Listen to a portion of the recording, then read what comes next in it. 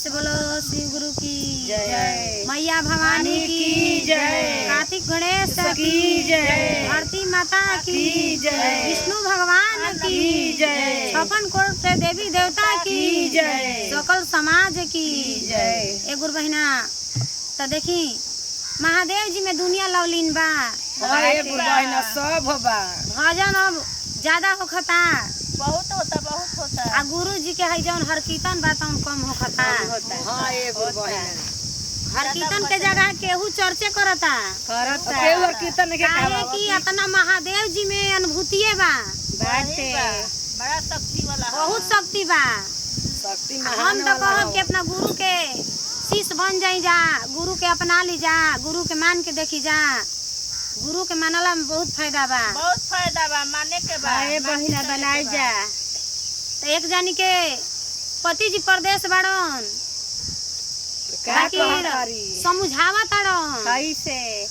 कहा ताड़न कैसे कि फोन हमरा भी ज्यादा मत करी हो, जय हो जय गाँव घर में चर्चा होई तो जरूर जई हो। जय हो जय हो उनकर पति जी हाँ कहा ताड़न से कि उनका विश्वास हो गइल बा नहीं महादेव जी में शक्ति बा। तो कहा ताड़न कैसे अरे ए हो हमर सोनावा जानी करिया फोनावा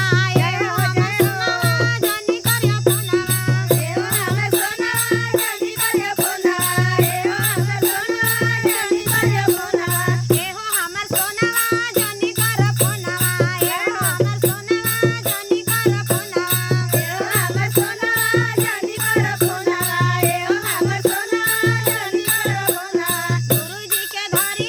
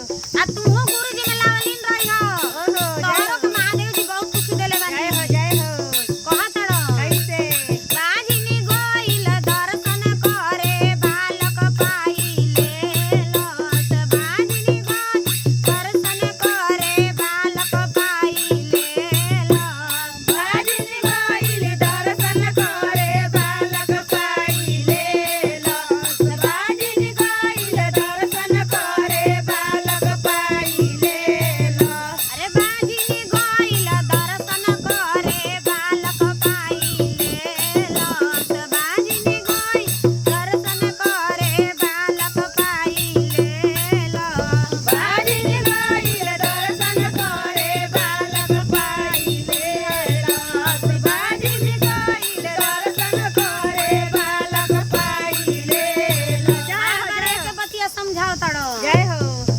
अरे एहो हमर सोनावा जानी कर फोनवा एहो हमर सोनावा जानी कर फोनवा एहो हमर